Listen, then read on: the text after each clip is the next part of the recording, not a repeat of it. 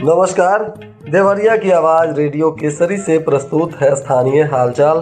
पहले मुख्य हालचाल। धूमधाम से शारदीय नवरात्रा का त्योहार शुरू। जिलाधिकारी ने भी माता की मंदिर में की पूजा अर्चना। मिशन शक्ति दीदी का अभियान पहुंचा गांव-गांव, लोगों को दी जा रही जानकारी।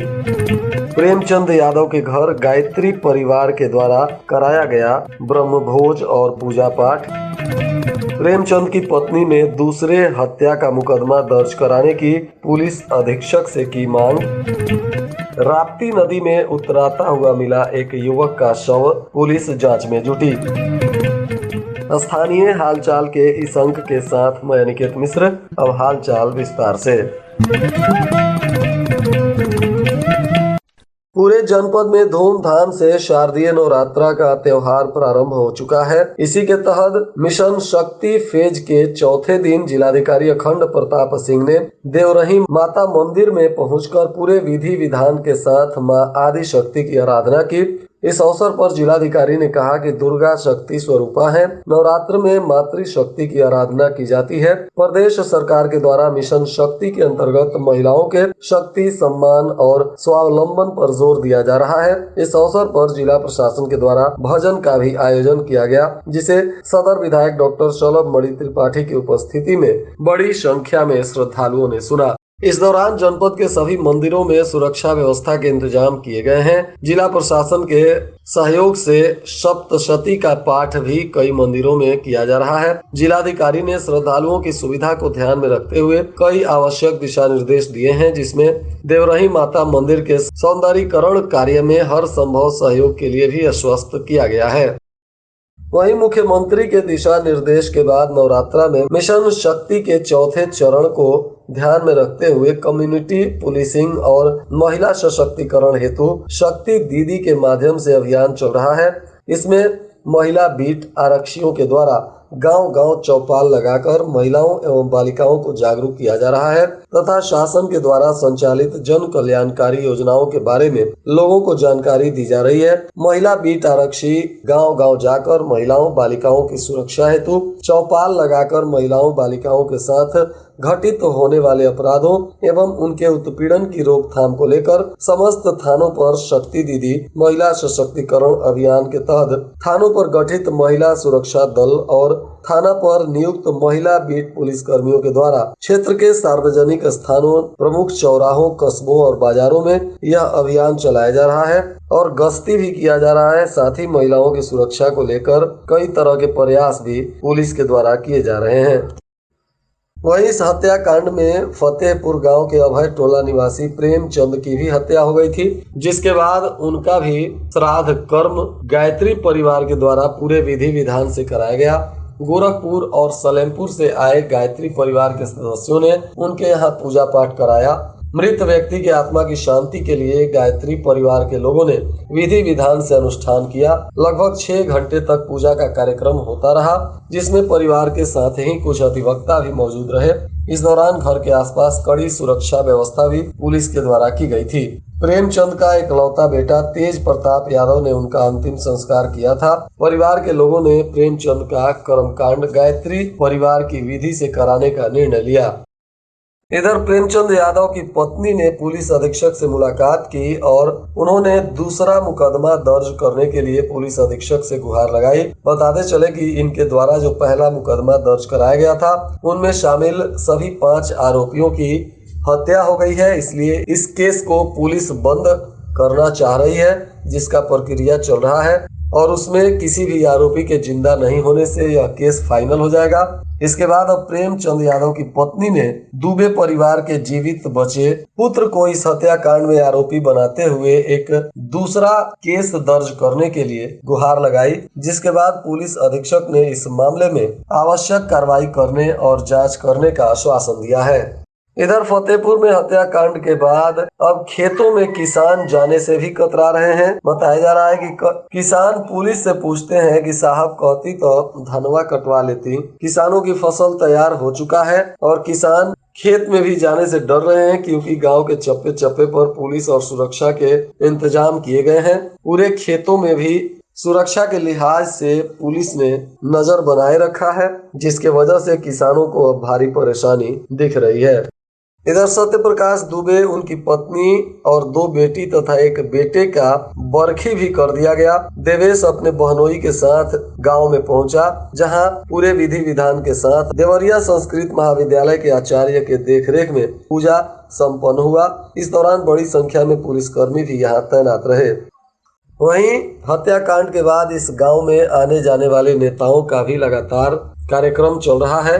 भीम आर्मी और आजाद समाज पार्टी के एक नेता प्रेमचंद यादव के घर पहुंचे।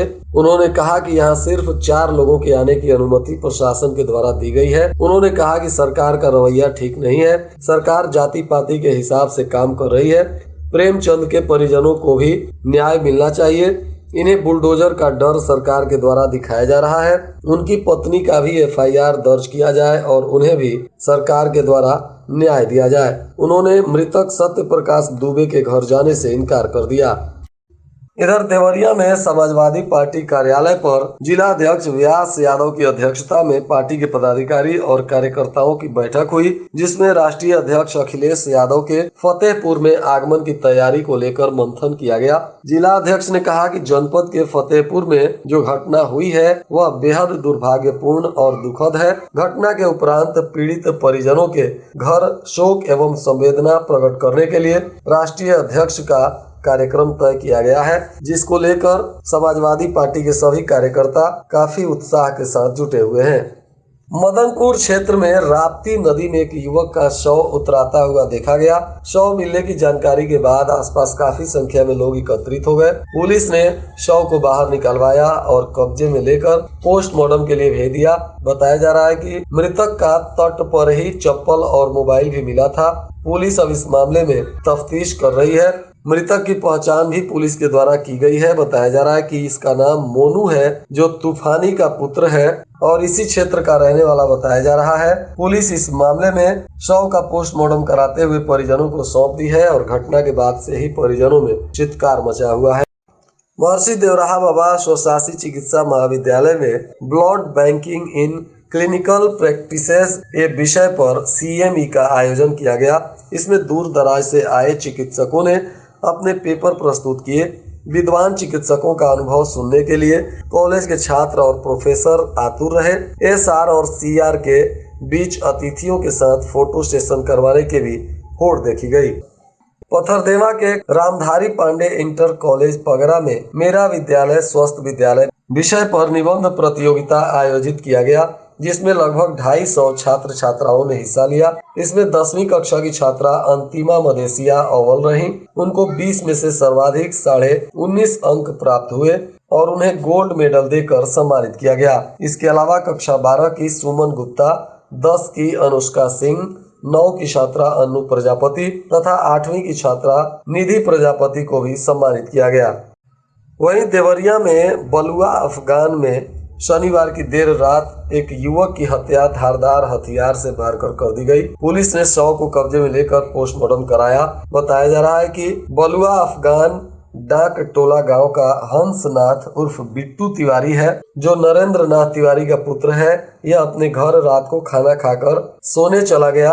वहीं गांव के ही रहने वाले मधुरेंद्र तिवारी रात को करीब 9:15 बजे बिट्टू के कराने की आवाज सुने, जिसके बाद पहुंचे तो वह खून से लथपथ कराह रहा था। उन्होंने शोर मचाया तो भारी संख्या में लोग एकत्रित हो गए और अस्पताल ले गए, जहां उसकी मौत हो गई।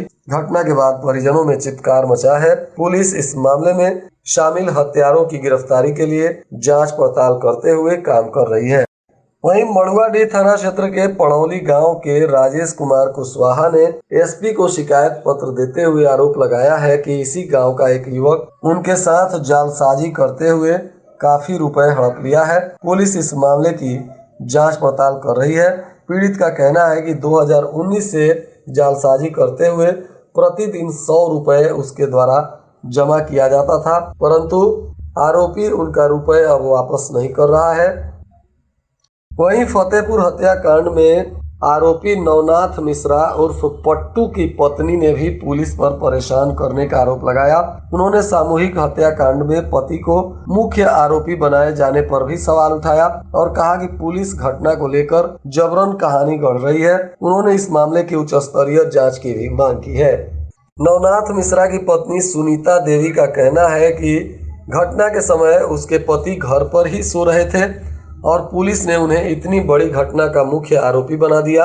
गिरफ्तारी के बाद ही पुलिस हर दिन घर आकर बेवजह जांच के नाम पर परेशान कर रही है। परिवार के लोग तनावग्रस्त हैं। सास मंजू देवी 5 दिन से बीमार है। पुलिस के आने जाने के कारण उनका ठीक ढंग से उपचार भी नहीं हो पा रहा है। 3 बच्चों को लेकर उनकी जिंदगी बेहाल हो गई है। सुनीता ने कहा कि पूर्व जिला पंचायत सदस्य की पत्नी ने बयान दिया है कि उन्होंने असलहा पुलिस को सौंपा था, जबकि पुलिस राइफल को उनके पति की निशानदेही पर बरामद होने की कहानी बता रही है।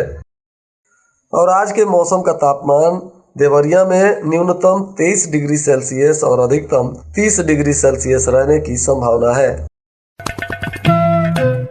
अंत में मुख्य हालचाल एक बार फिर। धूमधाम से शारदीय नवरात्रा का त्योहार शुरू। जिलाधिकारी ने भी माता की मंदिर में की पूजा अर्चना। मिशन शक्ति दीदी का अभियान पहुंचा गांव-गांव, लोगों को दी जा रही जानकारी। प्रेमचंद यादव के घर गायत्री परिवार के द्वारा कराया गया ब्रह्मभोज और पूजा पाठ। प्रेमचंद की पत्नी ने दूसरे हत्या का मुकदमा दर्ज कराने की पुलिस अधीक्षक से की मांग। राप्ती नदी में उतराता हुआ मिला एक युवक का शव, पुलिस जांच में जुटी। इसके साथ ही रेडियो केसरी से प्रसारित स्थानीय हालचाल का यह अंक समाप्त हुआ। नमस्कार।